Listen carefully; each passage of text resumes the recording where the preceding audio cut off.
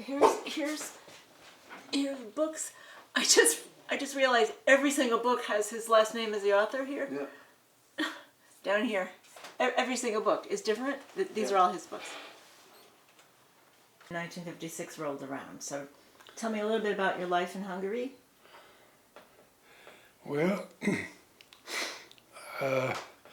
my father had a small factory making burlap in one of the villages, and actually it was his own patent the way this product was made, and I was there until the age of maybe 6, 7, born in 1936. And at that time, of course, the war has started, and the Nazis were marching and singing, and my family called me the little Nazi, because I loved all that music and marching. I had no idea what it was about.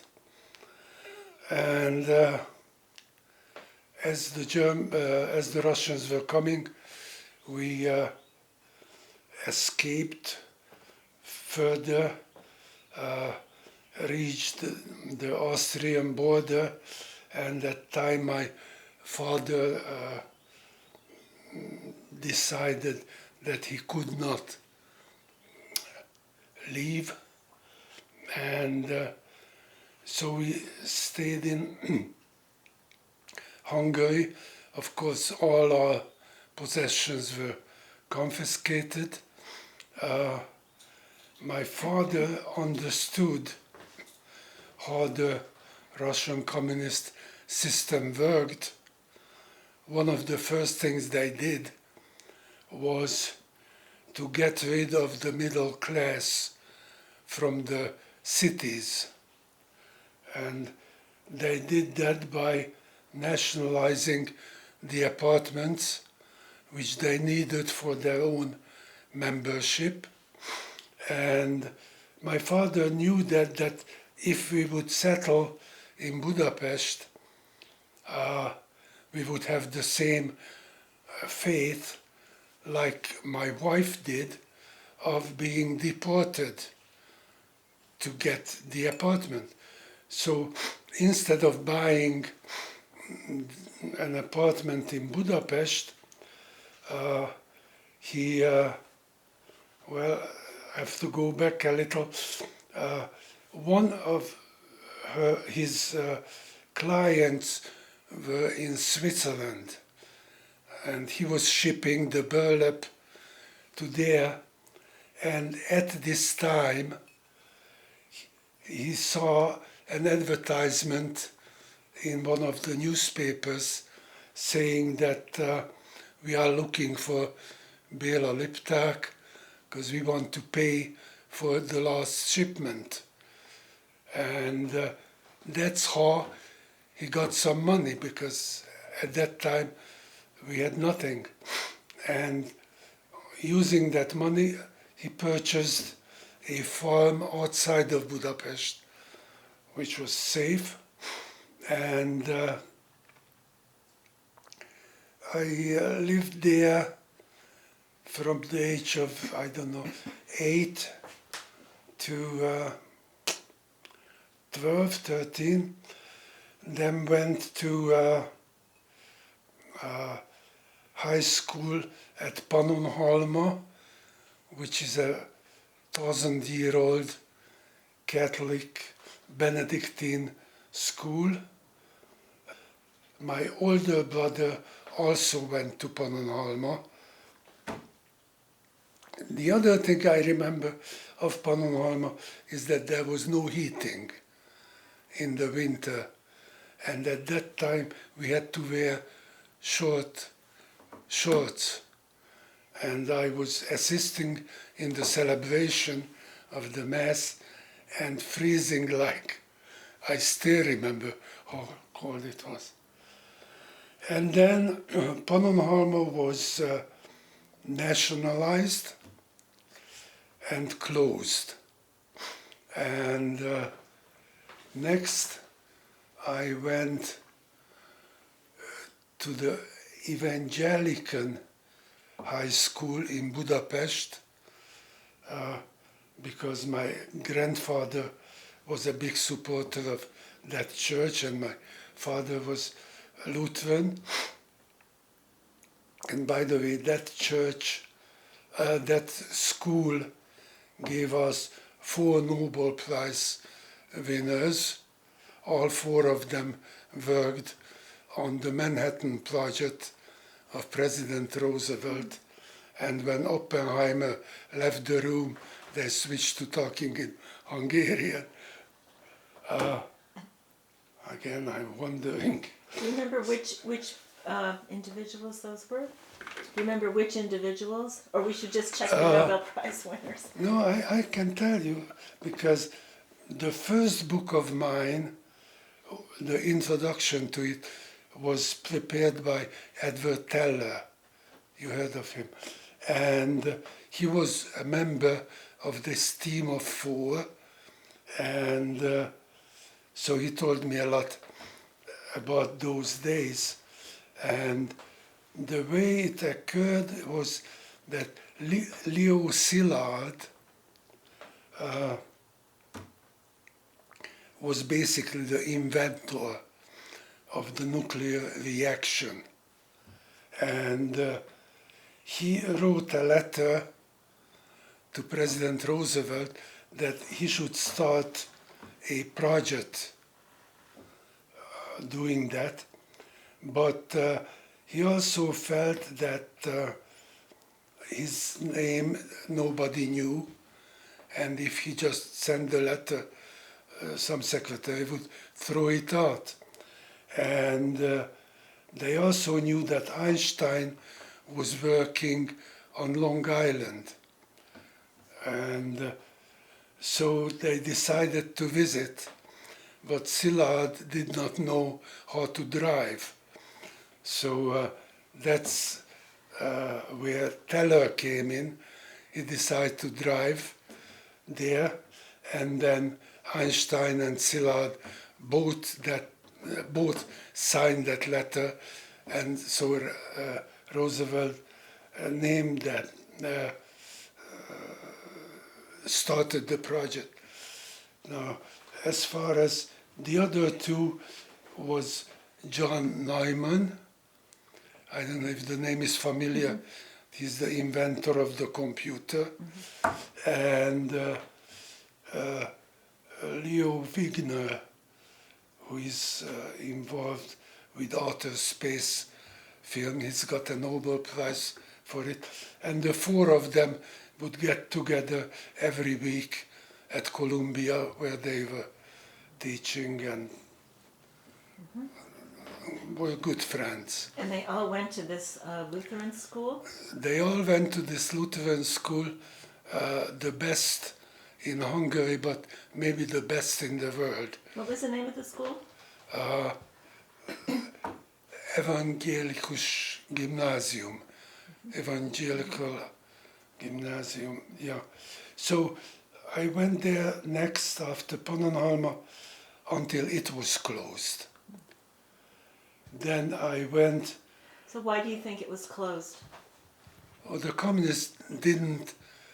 They closed all religious institutions, including... And about what year was that? What'd you say? Let's see, about 48, 50, something like that. My senility is catching up with me when it comes to dates and names. So were you able to finish at the Evangelicus? No, it was closed. And then I moved to the Piarist, and that was closed. And finally, I finished high school at another regular high school. And I was classified an X category, as there were A, B, C, and X. A were the communists, B were the sort of in-between, C were definitely not communist, and X were the enemy. And enemies were not allowed to go to the university, any university. How did it feel to be an X when you were in school? How did that feel? Now, as an adult, it might seem very different, but as that child, how did that feel, or teenager? I don't know if I speak for anybody else, but I was actually proud of it. I thought I was special. After all, I did not receive any punishment. And yet I felt that I dare to do something that other people don't dare to do. And so I just went down to the Lake Balaton and had fun. And then one day the phone rang. I was staying at my godfather's house. The phone rang, and the president of a university in another city other than Budapest was on the line, saying that he's got one room that is empty, and he's got the right to accept any students to occupy it, and would I want to go there? And of course I said definitely yes. And so we ended up with 4 X's in one room. And obviously the first thing we did at the beginning of the year was to build a big fire barbecue out of Russian books. And that was not appreciated much. So we were kicked out. But again, it tells you how stupid the communists were. They always been very stupid. They kicked us out from having food at the cafeteria. They kicked us from the dormitory. They forgot to kick us out of the university itself.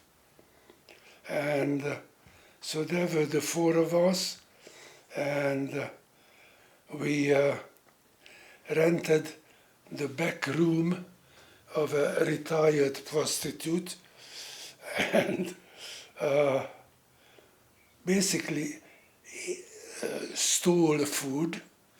At the corner, the bread truck was slowing down, and we were all pretty fast, so got that. And at the university, North Korean students were attending, and they would not eat Hungarian food, so they had their own kitchen, and the cook was also serving the food. So when he was serving, we would jump in through the window, grab whatever of this North Korean mess was, and again. And we also formed a jazz band. I was playing the drums, the first ever. And in the meanwhile, there was a rule that if you get all A's, you can move to Budapest, the Technical University of Budapest, And just imagine that tiny room with four of us. On the bed, I was drawing these ink drawings, which had to be perfect and beautiful. And I got all A's and moved to Budapest, and it was all forgiven. The communists did not have the bureaucracy or whatever, so nobody knew who I was. Tell us the name, what was outside, and then was it the same university inside? Just a different branch? No, it's two different universities. The university which I attended and was kicked out from was Miskolc University, Technical University, and the one I entered was the Technical University of Budapest. So I arrived there like any other student, and I was interested in girls, was interested in sports. I gave up politics completely. I decided that these people are going to stay here forever, and I'm wasting my time, burning books or what, and was not interested at all. And on this on this day, the 22nd of October 1956, I was a junior, 20 years old, and had movie tickets in my pocket. Was very proud of it, because at that time we were paid a stipend from the university, $120 forints, and I spent all of it. I didn't have a penny, and yet I wanted to take this girl to the movies. So I went to the office and begged to give me the Novembers, and eventually they did. And so I had money to buy the movie tickets. And at that time, I heard that there is going to be a large meeting of all the students of the university, and we all must be there. And so at around maybe 2 o'clock in the afternoon, on the 22nd, went to that meeting as far from the speaker as possible, and it started like any other.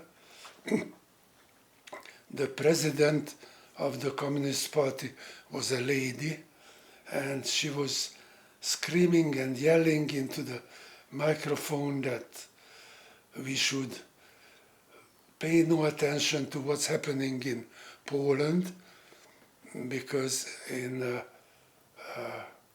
Poland there was growing unrest, and our job is to study, and if anybody doesn't do that or gets involved in anything, he'll be kicked out. And this went on for maybe 3 hours. The various Communist Party leaders were all making their speeches. The officers of the military department were standing behind them, and the penguins, we call them penguins, they were the communist students, and they all wore blue dresses and red neckties, and they were all well fed, so fairly fat. And all of us were skinny, and we refer to the... So the penguins were standing around the microphone and kind of making sure that nobody else gets to the mic. And then we saw some commotion near the microphone. And first we couldn't tell what it was, and then we heard somebody yelling that I'm from the MEFES, the abbreviation of the name of the student association that was formed during the revolution. I'm from MEFES, from Szeged, let me talk. Szeged is a city.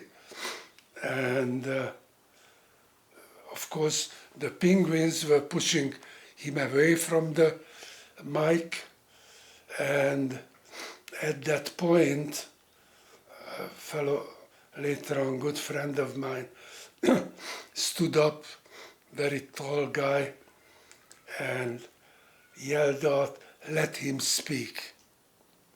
And we thought that he was out of his mind, that he just lost his opportunity to get a degree, and how could you do such a thing?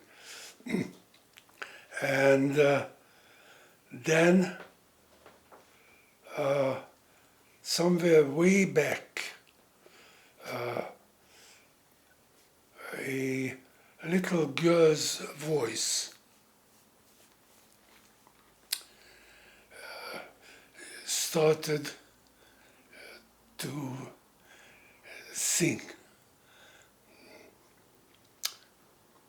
the national anthem, and so quiet that dropping a penny, you could hear 5,000 students, and all frozen because we knew the consequences of speaking up against the authorities, and we also assumed, and this is a strange phenomena, psychological phenomena in a dictatorship, that you assume the other guy being against you. Everybody just can't. So we all assume that I'm the only one who feels that way. The other 5,000 are sympathetic to the Russians.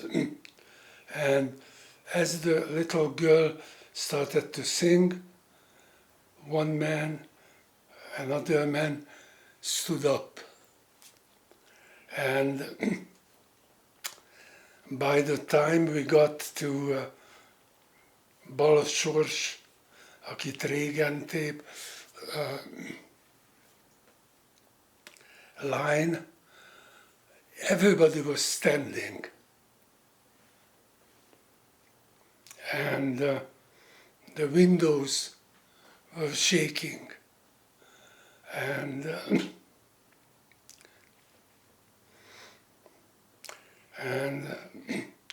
I changed for life.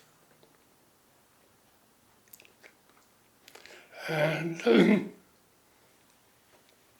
the movie ticket stayed in my pocket, and the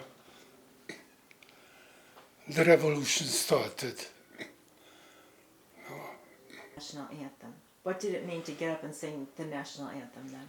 It was totally illegal. Every mass in every church ended with the national anthem. And it was it still is a very patriotic expression. And of course, if the Russians hated anything, was religious, patriotic expression. So, you couldn't, it was totally illegal. And after that, we wrote the 16 points. I don't know if that number is familiar, but we organized the demands, and the demands first included minor things, like the conditions in the dormitory and the food in the cafeteria. And then eventually, and I remember this, a short student who was stuttering came to the mic. Actually, the mic had to be lowered, and he said, could the Russians leave? And of course, the place exploded, and was basically decided that we are going to march. Now this is after midnight, on the radio right away, and demand that the Russians leave. And until that point, the officers of the military department were just standing in the background, didn't do anything. And at that point, the head of the department, called István Marján, later on received a life sentence, went to the mic and said, "No, you don't march on the radio at midnight without a permit. You wait until tomorrow, organize a march at noon, and obtain a permit to do so, and then I will lead you." And of course, we accepted his recommendation, worked all night organizing so that no stranger could enter the university. Every gate was closed. I remember standing at one of the gates and just looking at the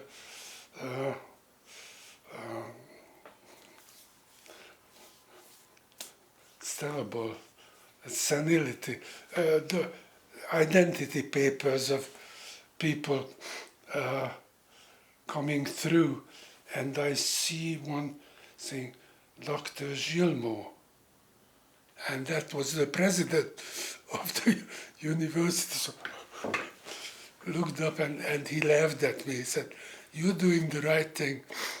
So And where was that you were checking the papers? at the gate.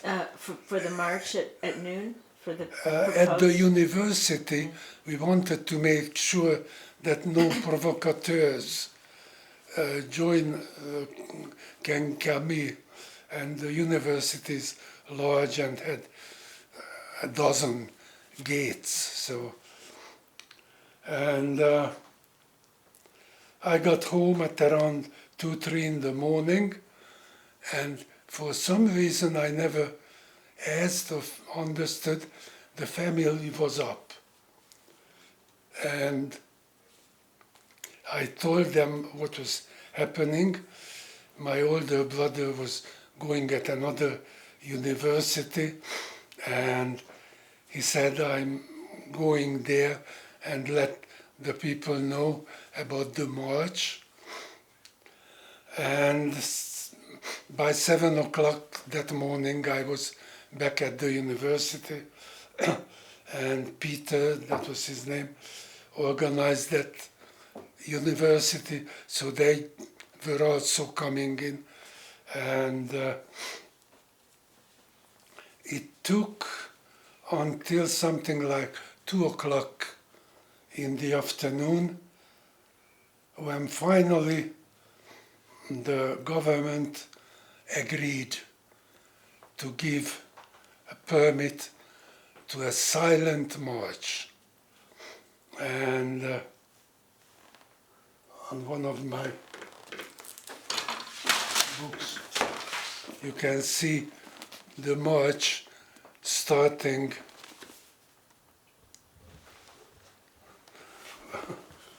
on one of these, on the first line. You can see me. What I wanted to show is that we walked hand in hand again, so that no provocateurs could come in. Where is that picture from? This is, How did you get the picture? I don't know, I didn't. But I'm sure American and Russian and other reporters were taking pictures. And so we went to this big square, and there was a meeting there, speeches, and the revolution really started. At that point, a large group of the people, including myself, went to the radio to demand reading the 16 points, and others went elsewhere, basically to get weapons and to get rid of the secret police. The whole dictatorship depended on the secret police, which were well-paid communist Hungarians. And the fighting started. The radio was defended by the secret police. I remember, I too got a submachine gun from a police station. As I was walking,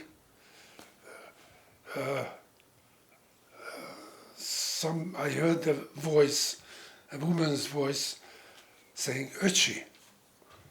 Öcsi was my little brother in Hungarian, and it was a girl, Jutka, girlfriend of a good friend of mine, with a rifle. And well, this could go on forever. I wrote a book about it.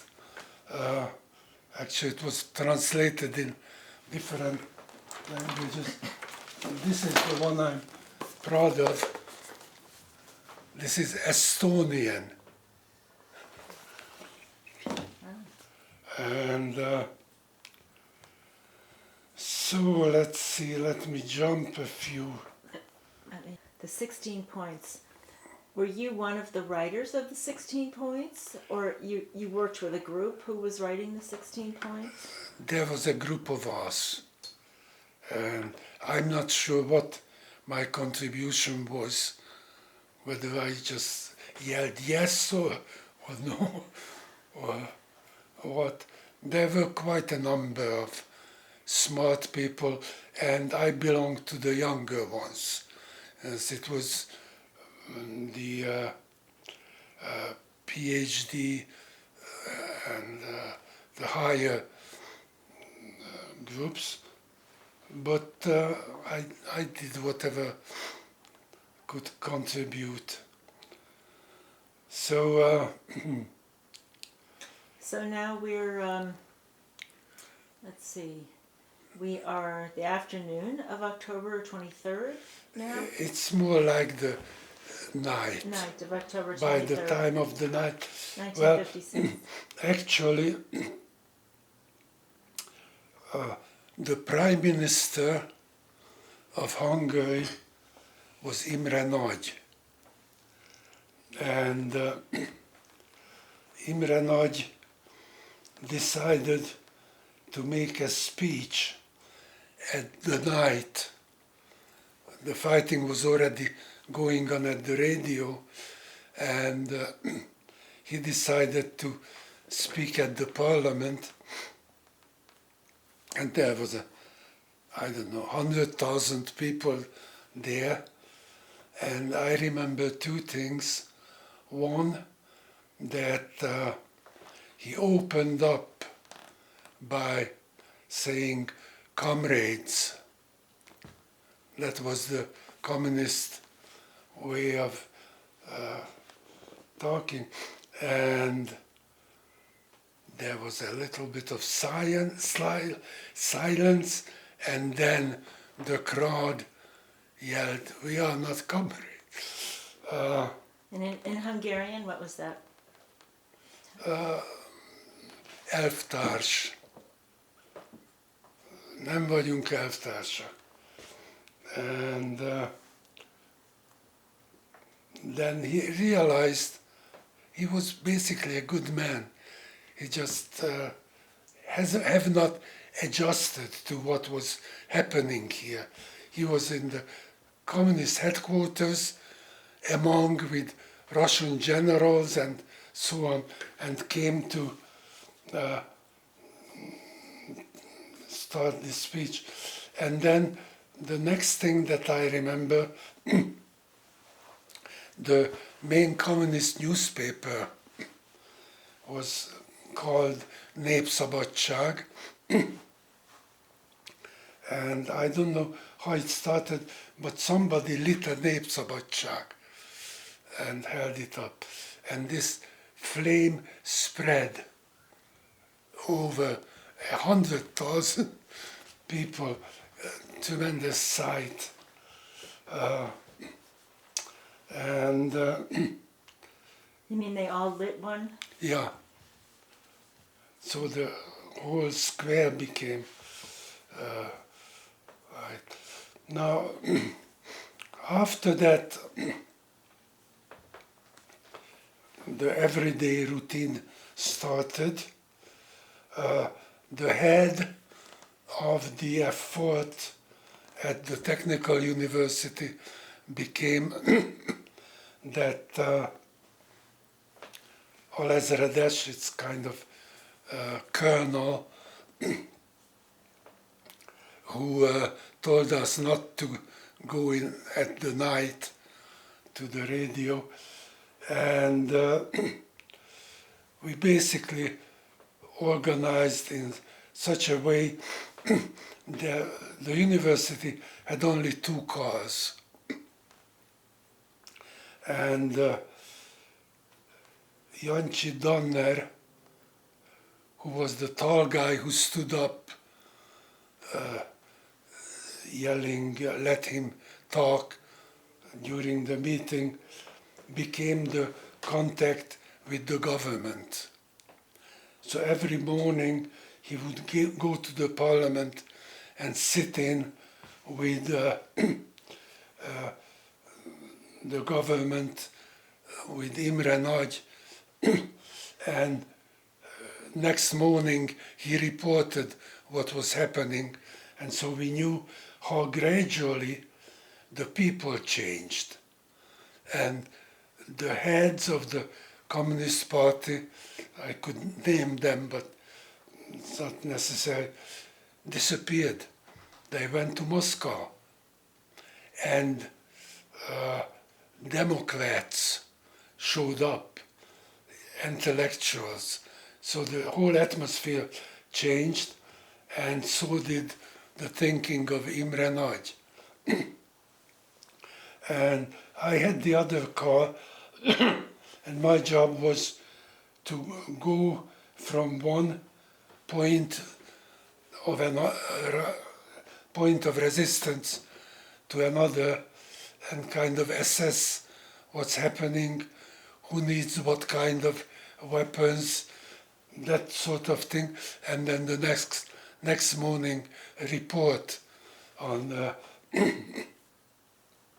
on that. And How many days was that, do you think? at least a week. And let's see what stands out. One thing that stands out is the chief of police of Budapest, who was also sentenced to death later, was very much with us. And he called me saying that the secret police has left their headquarter building and it's full of weapons. So get 50 students, 2 trucks, go there and get the weapons. And I did. I remember the key of that door. The door was, I don't know, 20 feet tall, one of these ancient buildings. The key was that size. We collected the weapons floor by floor, and the elevator that was there was a paternoster, we called it, a continuously moving elevator. Didn't stop on each floor, but moved slow enough so you can stop in and stop out. Yeah, but when you have 10 machine guns on my shoulder, it's not that easy. And so something got stuck, the elevator broke down, and we had to carry the stuff on the stairs, 4, 5, 6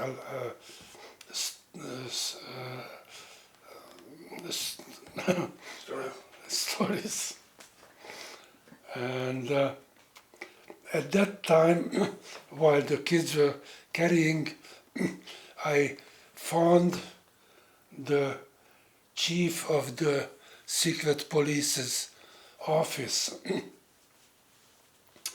And it was interesting because full of expensive drinks and very elegant furniture and binders on the shelves of the wall.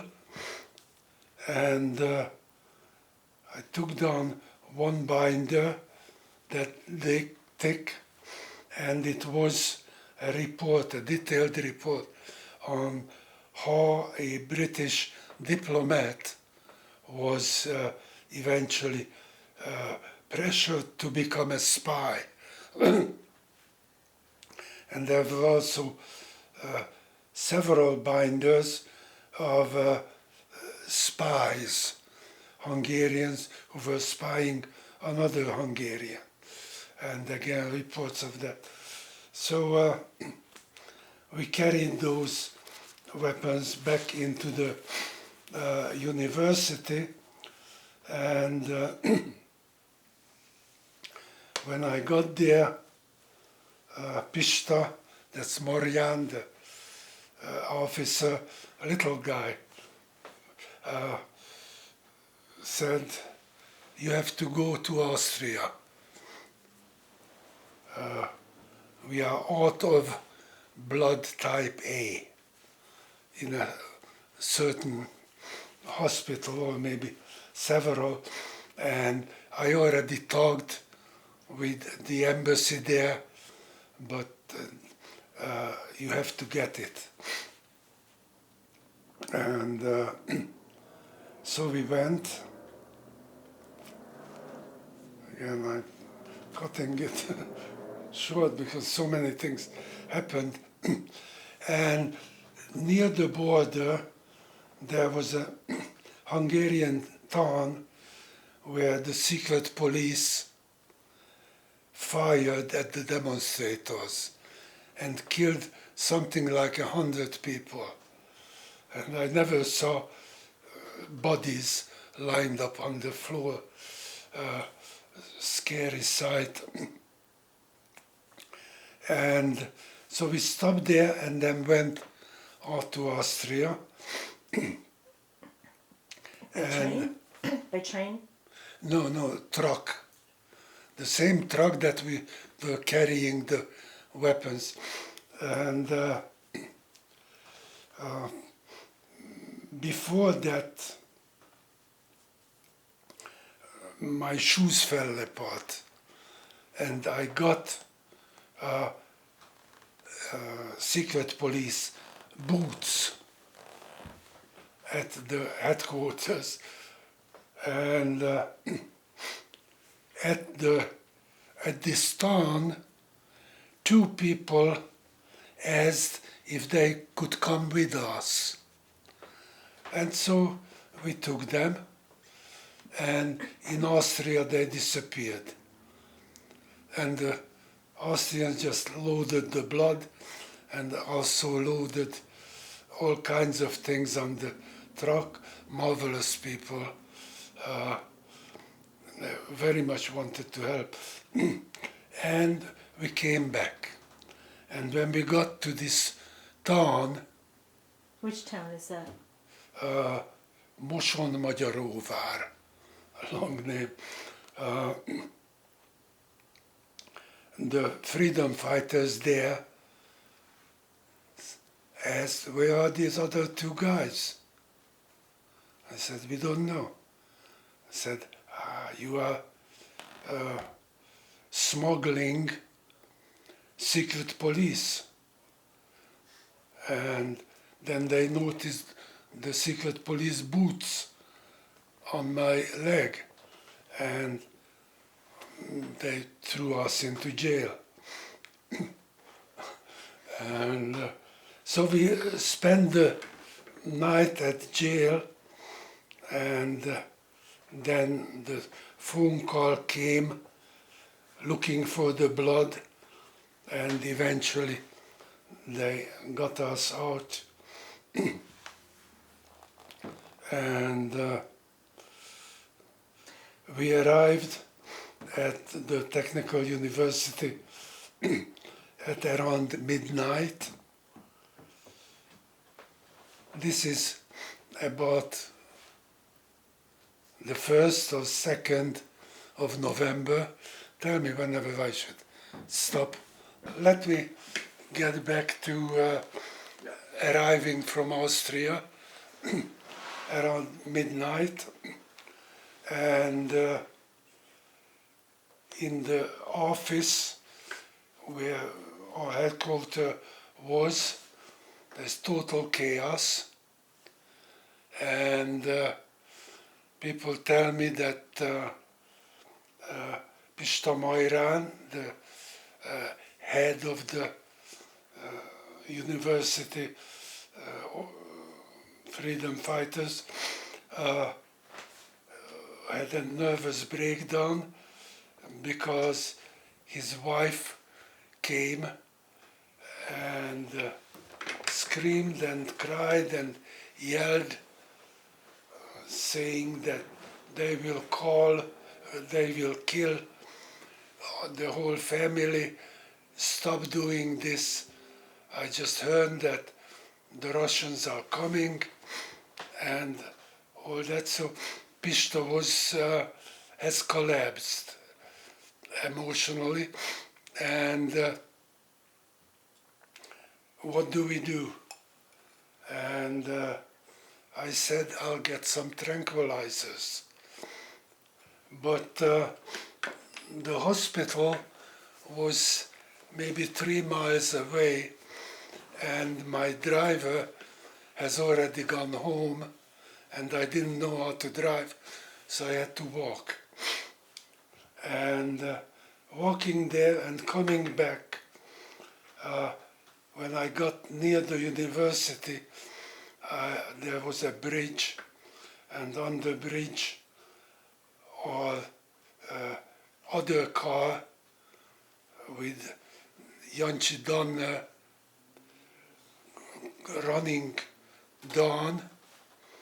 Behind him, behind them, a black Pobjeda, that's a Russian car, two Russian soldiers, or maybe Hungarian, firing at the car. And so I started running toward the main gate of the university, and as I got there, the Skoda, which was our car, came running very fast, and then the driver, Imre Majosi, turned the car in, and it was moving so fast that it turned over, and Imre jumped out, but Jancsi was below on the other side and could not. And the Pobjeda got there, stopped, and fired at Jancsi, and also threw some hand grenades at the main gate. And the guy firing at Jancsi was maybe as far as that door to me, very close. And I had a submachine gun in my hand and was standing behind this chestnut tree. And I could have saved Jancsi, and I couldn't pull the trigger. Somehow, it's tough to shoot at people. And well, after they ran away, and we carried Jancsi in, 27 bullet holes in his body, and I guess I won't forget that. At night, when I sleep, I'm firing. So I thought I'd mention that. Did you ever use a machine gun any other time? No. During the fighting? No, I guess I'm not the firing type. And let's see another example. You asked why the West did not help, and what was the big picture. And I'm going to give one example. The word got around that the secret police at the Communist Party headquarters is holding some prisoners in the basement, and a large number of people got around the building trying to get in to free those prisoners. And so there was a gunfight going on, and eventually they got in. There was a person who was fanatically screaming and yelling after the freedom fighters got in and got some of the soldiers out, yelling to hang them. And somehow mobs get influenced by that. Now, this is my personal opinion.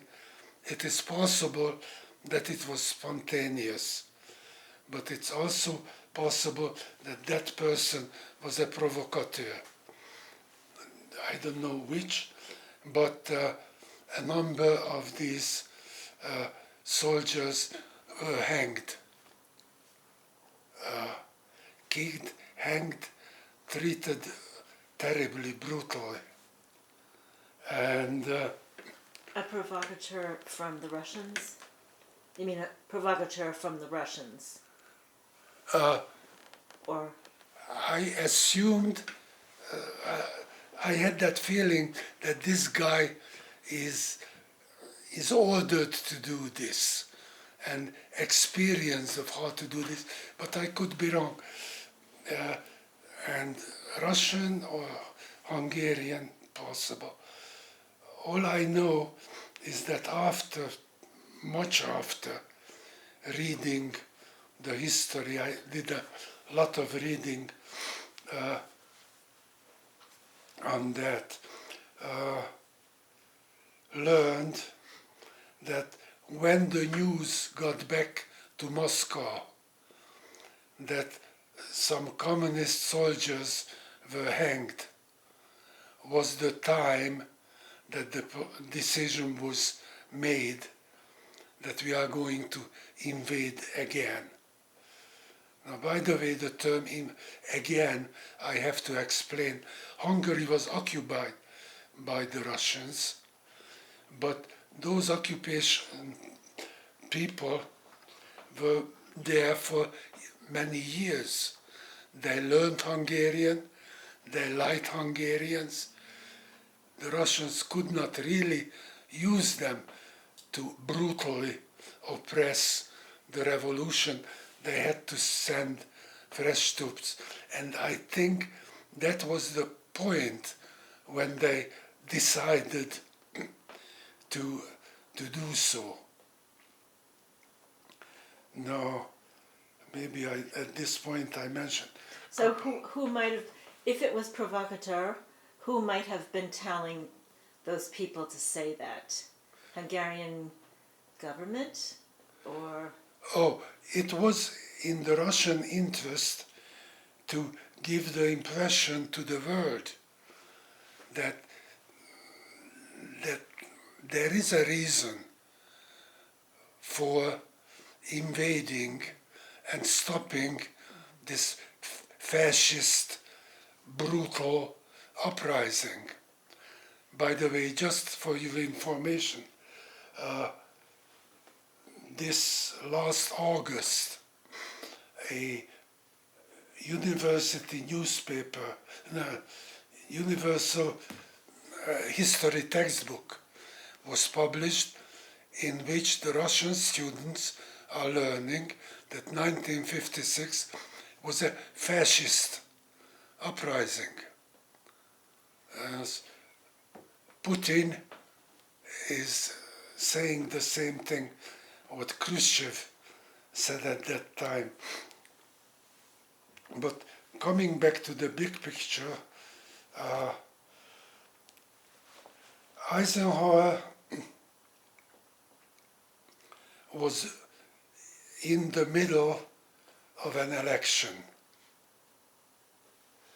and he was running, he was trying to get the votes of East European immigrants, satellite countries, by saying that he favors a policy of self-liberation.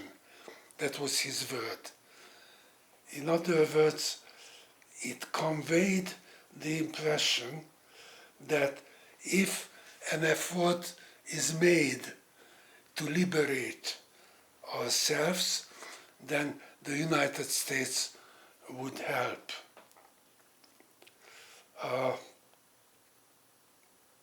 Later on, reading Eisenhower's memoirs, he said that Hungary could not be helped because it did not have a seashore and did not border on NATO countries, and therefore he couldn't send, which is of course nonsense. But what later on I learned in 1962, when Khrushchev sent the missiles to Cuba, the Cuban Missile Crisis, Kennedy had a different backbone, so to speak, because he just sent the American Navy, surrounded the whole island, and said, if you don't take those missiles, I'm going to invade. And Khrushchev did. The very same Khrushchev who decided to send the troops into Budapest. So the Russians did understand what is meant, and the public doesn't know that Kennedy also made a deal, namely he agreed that if Khrushchev takes out his missiles, then he will take out the American ones from Turkey. And so while a direct military assistance at that time was unrealistic, I think an action of that kind was a possibility. Instead of what happened was that Egypt closed the Suez Canal. A lot of traffic, trade goes through there. The dictator of Egypt, called Nasser, closed it, and the canal at that time was owned by the French and the English, and most of the GDP, or most of the sales of Israel went through there. And so Khrushchev invaded Hungary on the 4th of November, and Israel, France, and England occupied the Suez Canal on the 6th, 2 days later. And again, it's my feeling, almost conviction, that they did it because they felt that Russia is busy. In Hungary, they are not going to come to help Nasser, so this is a good time to do it. Well, this is just since you brought up the subject. And where was your family living then? In a little village called Kerepes. Yeah. And you were in student quarters in Budapest? No, I lived at home. Oh. It was about 3/4 of an hour by train. So how did it go? Well, the next major event,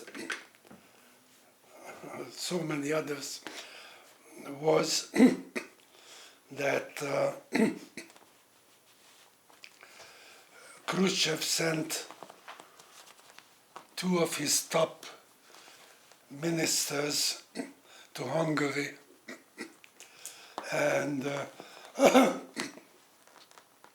they told the Hungarian government that Russia did decide to pull out if this and that, if Hungary doesn't join the military part of the West and the Communist Party is not outlawed and so forth. And they actually declared, and the Hungarian radio announced that there are going to be meetings to work out the details of the withdrawal.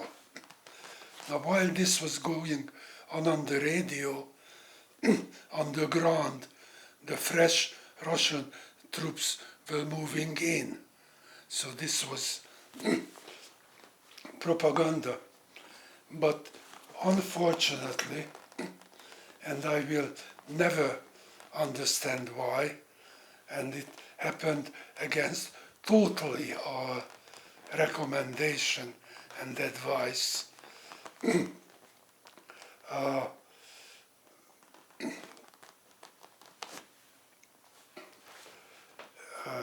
the minister of the military and the head of the Hungarian army, which did not participate in the revolution until that point, went to the Russian headquarters at midnight on the 3rd of November to work out the details of this withdrawal.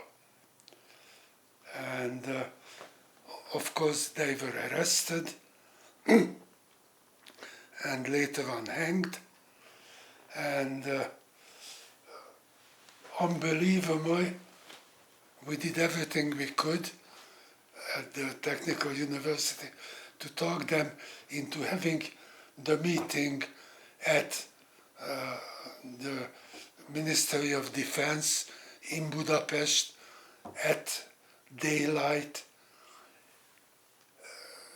and have the Hungarian army ready to act. At that time, Mikoyan and some of the other Russian ministers were at the Russian headquarters at Tököl, a village in Hungary. And they were probably defended by 25 tanks and maybe 200 people, Russian soldiers, secret police. So the Hungarian army could have occupied and arrested the whole group. But our advice was not listened to. The heads of the Hungarian army were arrested, and the order for defending the country never occurred. And so what followed was the fresh troops of Russia entered Budapest. It was early November 1956, and what were you doing at that time? Well, when I learned that the Russians were coming, we started building barricades, taking the roads were covered with rectangular stones, and out of that building barricades. And the Technical University students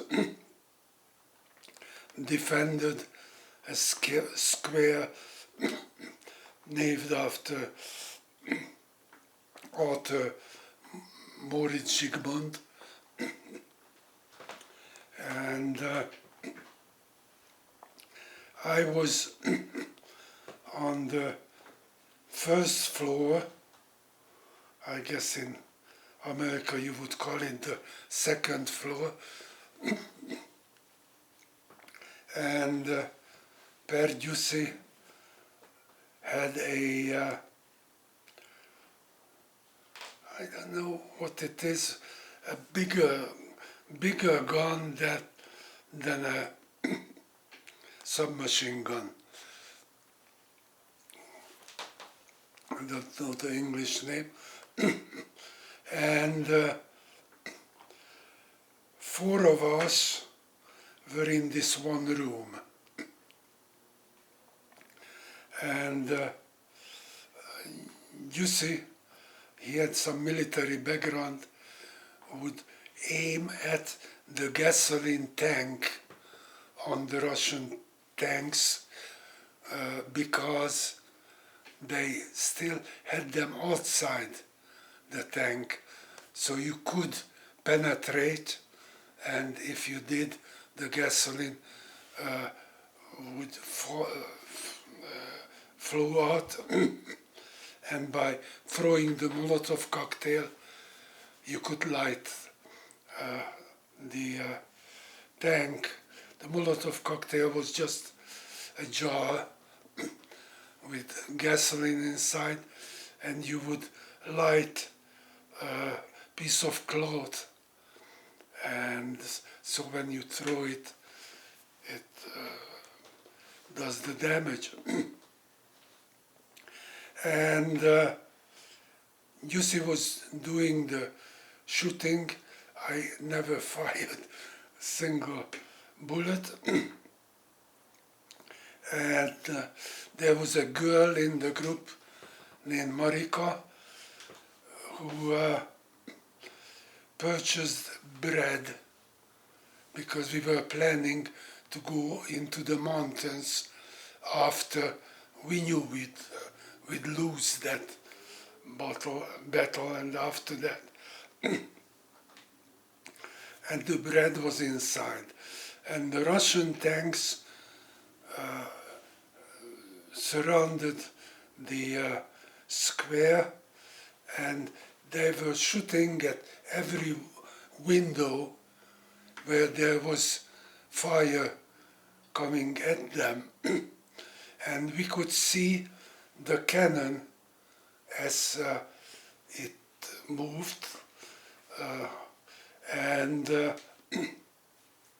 when it was close to us, we would run out of the room onto the back porch of the house, wait for the explosion, and then come back.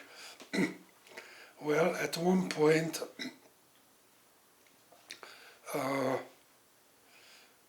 when we ran out, Marika ran back in to get the bread, because obvious reasons, and she got very badly wounded. It's in this area, bleeding very heavily, and 2 of us, Zsindai Laci and myself, carried her on a difficult route in the mountainous area of Buda to a doctor where the wounded were put on the floor right next to each other, and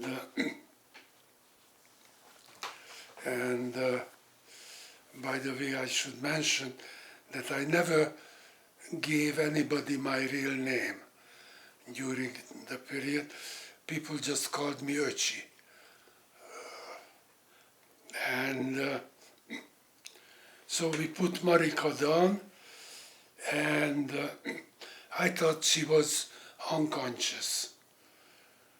but then I saw her mouth moving a little, and I kneeled down and listened to it, and she said, "Öchi, there is some candy in my pocket. Take some." And that's another memory I will not forget. After that, we came out, Jinder, Letzi and I. Fortunately, we had white nurses' clothing because as soon as we came out from the doctor's office, from the street, we heard Russian soldiers yelling. So we slowly went to the corner.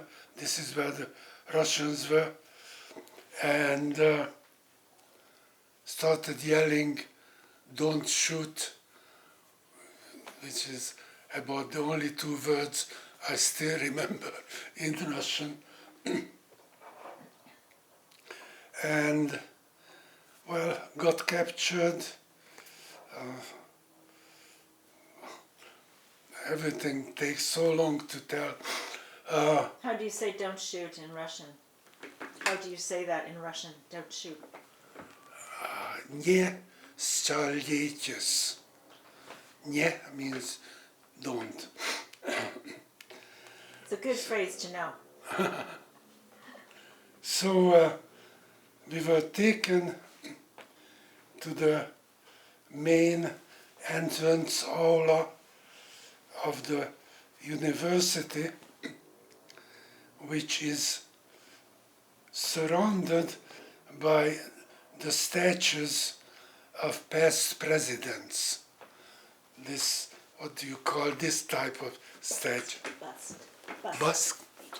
And so we were standing in line in front of the office where they were interrogating each of us one at a time, looking for ones who were fighting, because there were also students around who were not. And actually they killed one of the firemen because the traditional fireman's uniform reminded them of the Nazis, of the German uniform. And when I was standing in line next to this bus, about here, I was checking if I had any weapons on me just to make sure. And there was a little lady's pistol in my pocket, which I got from the wife of the head of the police of Budapest, because at that time I had no weapon at all and she thought I should have something. So I said, "God, there is a pistol in my, what do I do?" And I lifted this awfully heavy mask and put it under it, and then let it back down. And since then, I visited Budapest several times. Each time I tried to lift it up, too heavy.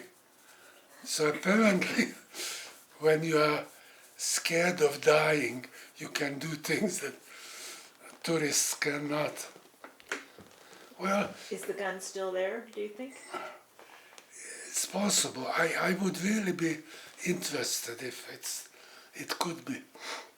Which building was it in? Which building was It's that? the main building. Which main building? Parliament? No, the Technical University. Technical University main building. Yeah. Yeah. Actually, I don't know if... side story. we were vacationing in Iran, and we met a medical doctor and wife who is also a doctor, psychiatrist, and the four of us became good friends, and they asked me about the revolution, and I told them pretty much what I told you. And then months, maybe years later, they wrote me a letter saying that they spent a vacation in Budapest and they went through the same route as we carried Marika, and then into the aula where I lifted the statue, and they could not lift it either. So, well, escaped. The Russians got drunk. We escaped through a big pipe that goes down to the Danube,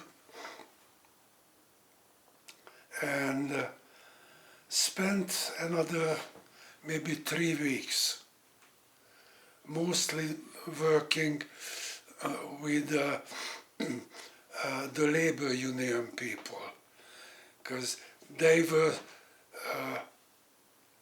closing their factories. They were on strike, and they were able to keep the regime out from getting in there. And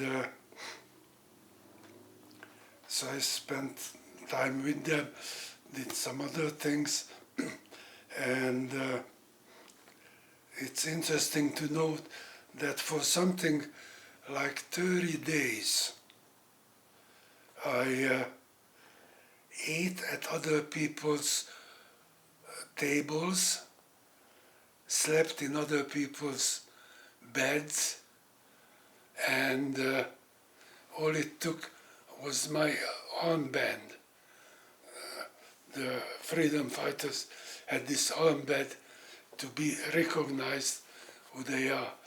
So the people were fantastic in that sense. There were collection boxes on the street corner by the Writers' Union, and people threw money in there, and people who needed money to bury their family members just took the money out. Okay, well, after some 35 days, not daring to go home anymore because the secret police was looking for me, my father finally found me and my brother, my older, and ordered us to leave because it's too dangerous to stay. And we were brought up to obey. So we left, and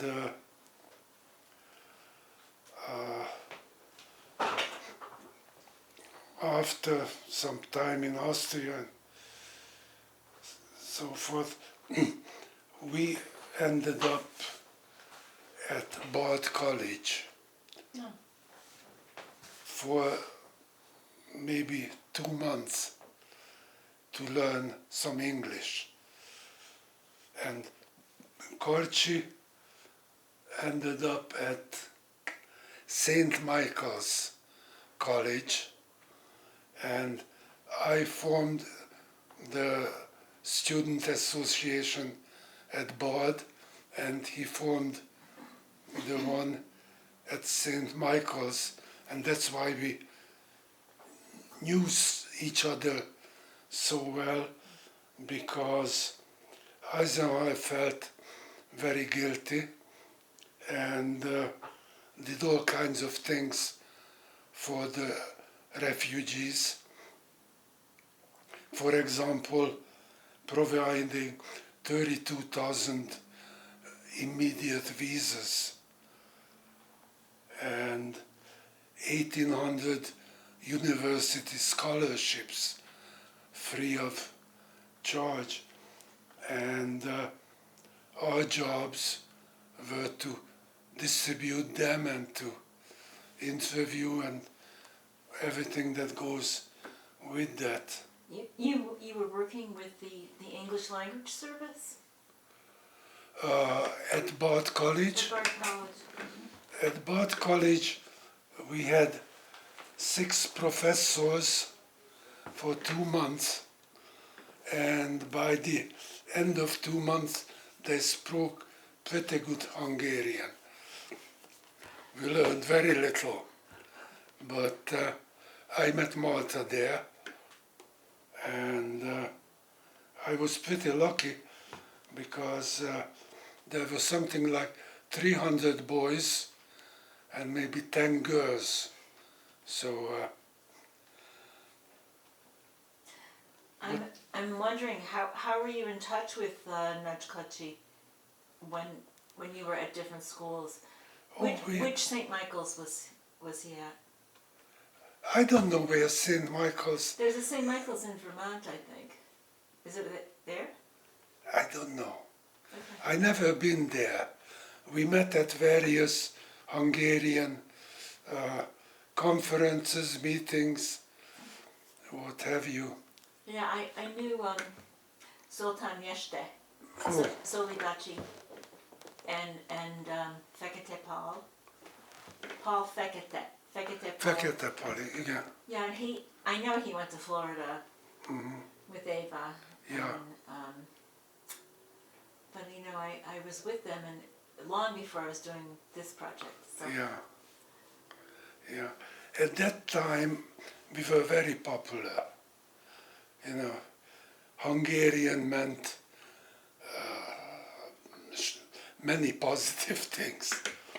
And at that time, Nixon was the president, and he invited us to the White House, and Malta was one of the delegation. And she said that he was a very dishonest looking person, that he just wanted to show that he's loved by Hungarian students. And Deák Pista, I don't know who else was in the delegation, but they were certainly not interested in that. Yeah.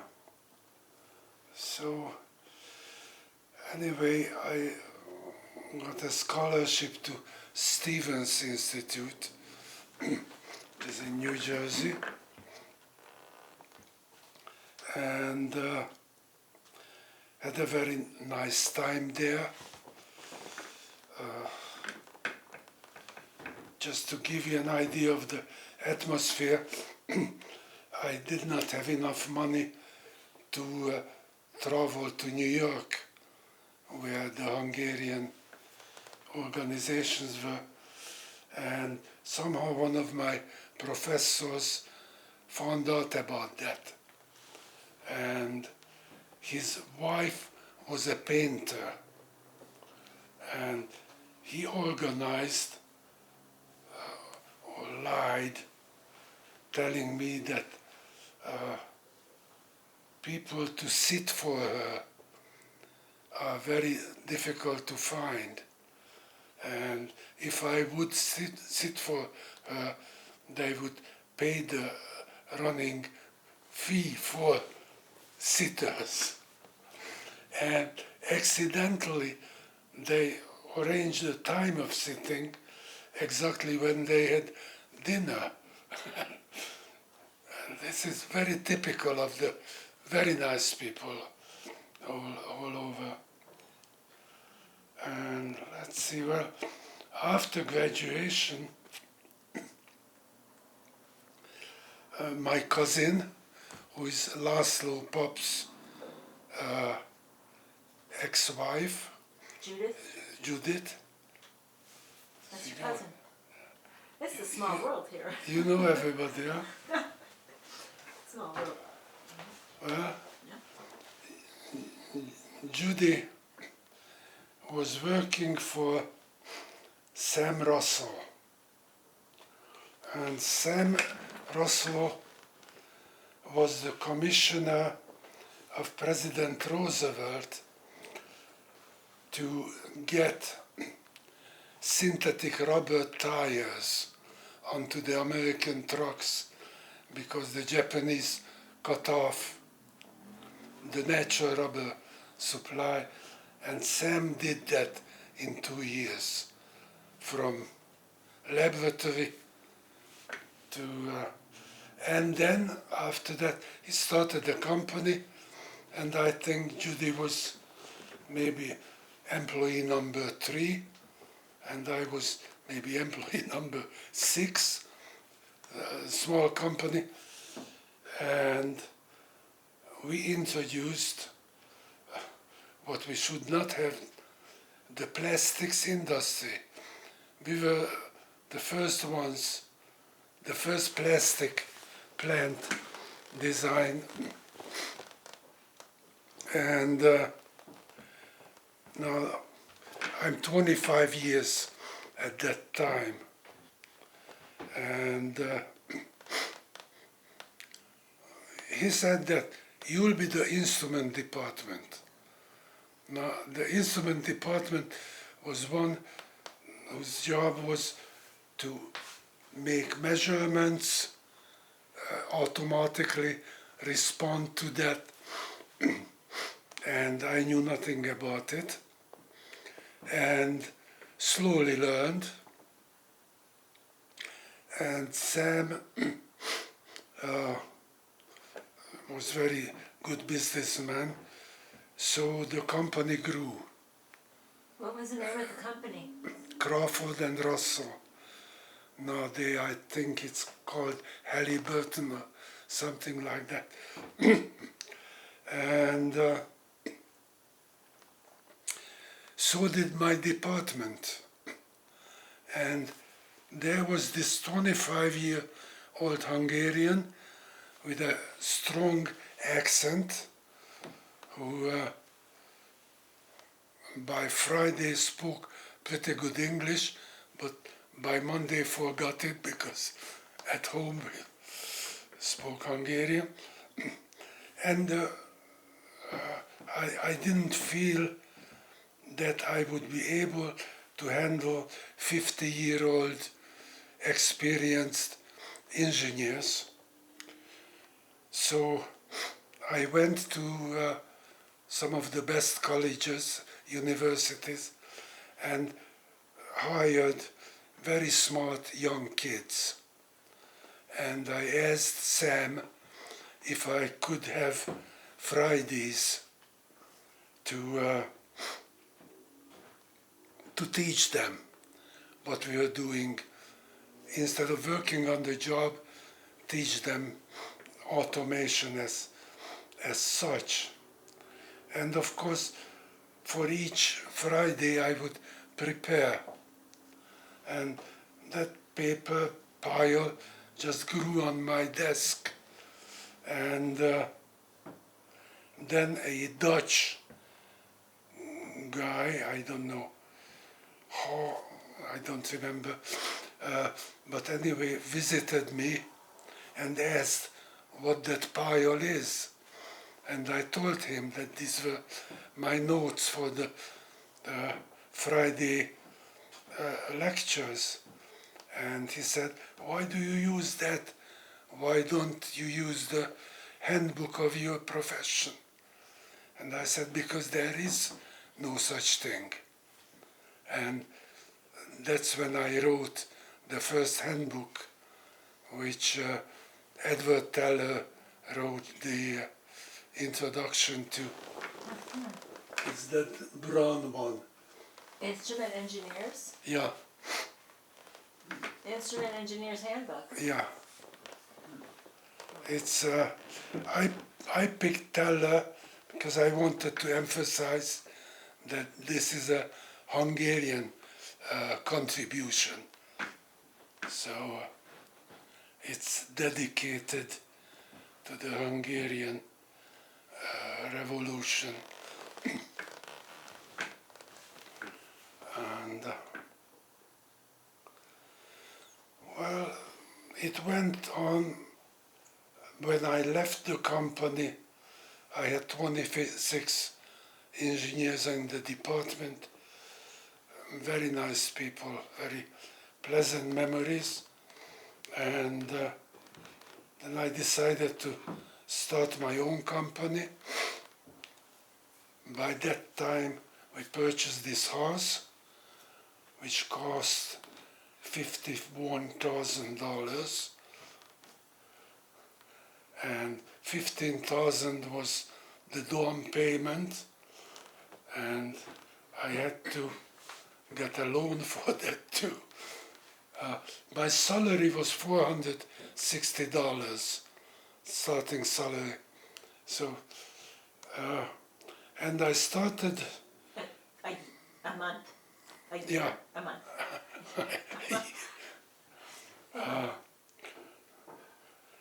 My first office was in the basement, and you wouldn't believe the conditions.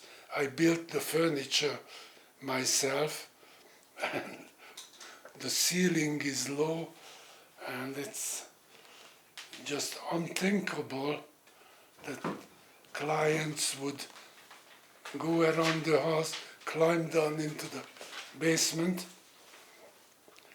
and somebody did. It was one of my draftsmen at Crawford and Russell, who went later on to work for IBM. And when they were building the new headquarters building in New York, they needed automation.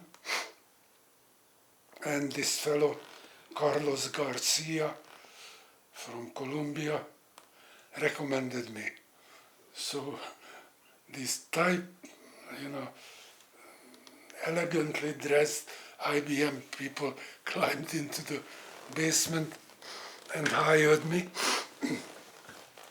And I designed that building automation, which, by the way, I kept at the opening of the building. I received that from the president of IBM because it worked. Now, what was the original idea? At that time, tall buildings acted, and some still do, like chimneys. So the heavy cold outside there would push in there, and the light hot air would rise, and the heating bill of the building would double, because all that hot outside air had to be heated. So I came with this very logical idea that if we make the pressure on the inside and the outside the same, there is no vacuum to pull the air. And all it took is that as if the pressure on the inside is constant, on the outside it's dropping as you go up, then the difference of the pressures on the windows is rising as you go up. And of course, we did the automation and put in the right windows, and then a year or so later, the papers were full of a contractor who stole this idea without fully understanding the windows. And so this big hospital building was popping the windows onto the street because of that. And I have a lot of fun with IBM, or not fun, but very pleasant atmosphere. Real honest, straightforward, real gentleman. And What did they work on? What did all of you work on there? all sorts of things. This building was one of them. I also had another job where these chips we use everywhere were made. And a chip is just tiny wire connected with tiny little components, which, if a single piece of dust settles on it, short circuits, and that's it. So in the chip factory, they had all kinds of filters and did everything they possibly could, and still something like 15% of the products were defective, very high number. And it was one of my jobs to figure out what to do. And I said, what makes the dust move? It is because there's a pressure difference between this point and that. So if the pressure is lower here, the dust will move that way. And we put in ceilings on which there were little rectangular dampers, and it would stabilize the pressure. So if somebody walked through, the ceiling would be doing like that. And different other things. And then I'm not really sure why, in the late 60s, I taught for a while at Yale, again automation.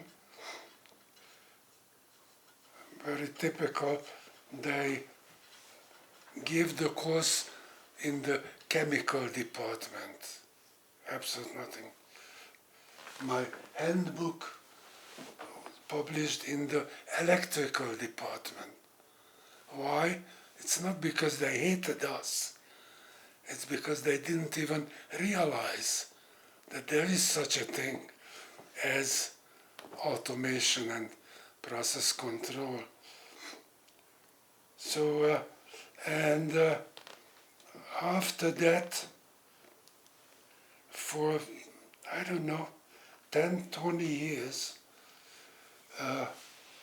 I traveled the world giving lectures wherever it was needed, usually 1 week at a time on the subject of automation, and did pretty well.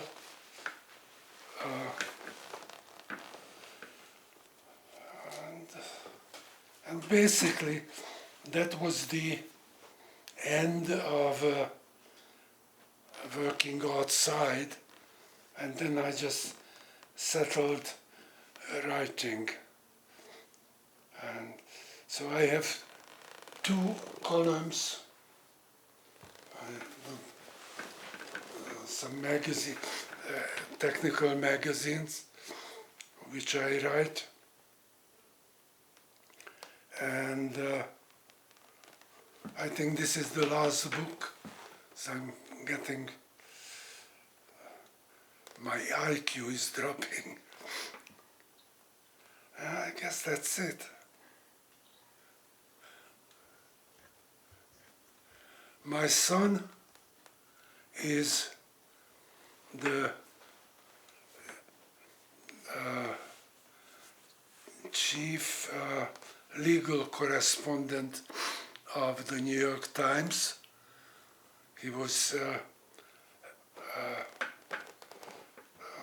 nominated for the Pulitzer Prize, obviously a Hungarian, Pulitzer was. And my daughter, whom you met, is an artist, just like Martha. That part of the house is her sculptures and ceramics. And how do you envision an artificial forest? Is it a positive or a negative for you?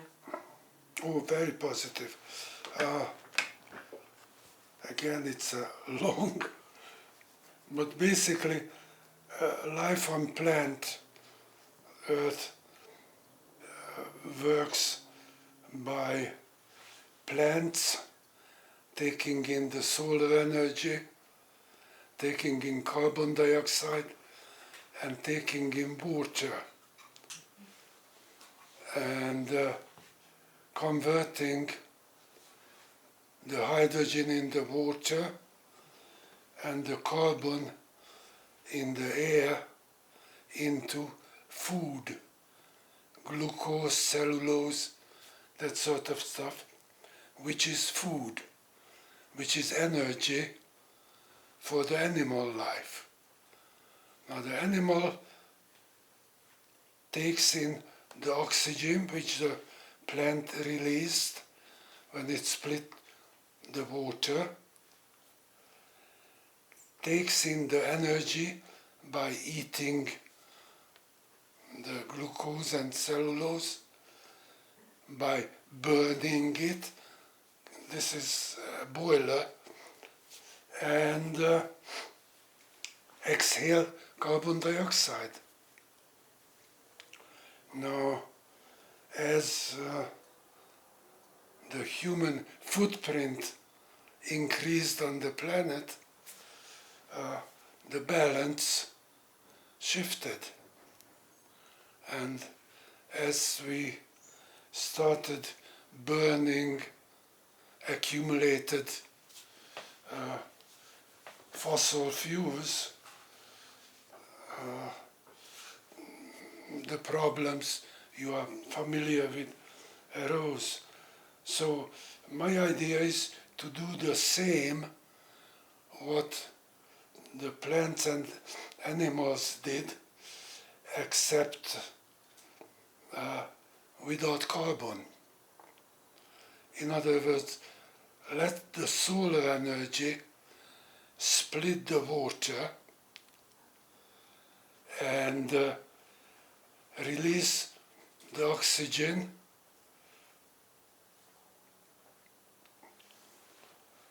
and take the hydrogen that is produced by spilling the water, slipping the water.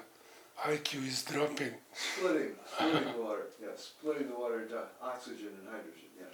Right, and then take the hydrogen as an energy source and use it everywhere. By burning hydrogen, we exhaust water, which is clean, and hydrogen itself is a very powerful fuel. So that's what I call an artificial forest, which consists of an electrolyzer, which splits the water, solar collectors, which fuel the splitting, and then on the other end, the fuel cell, which takes in the hydrogen and burns it to release the energy in the form of electricity. And this already works. In us, there are hydrogen buses and hydrogen trains, but my idea is to combine the two. In other words, let the electrolyzer work when the sun is out, and let the fuel cell work when it's not. You know, store the energy, store the hydrogen when there is lots of sunshine, and at night do the reverse. And that's basically probably the most important idea in there, although there are some others. So, how is your idea different from what is already being used? Could you explain that a little bit more? There is no reversible fuel cell yet.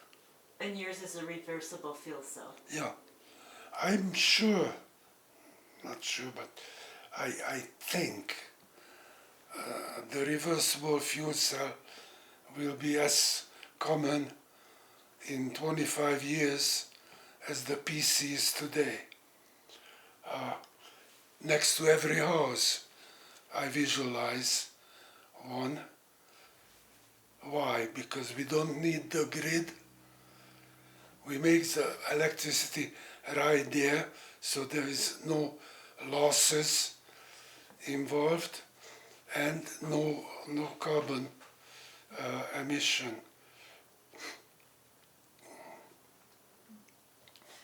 Did you take out a patent on this?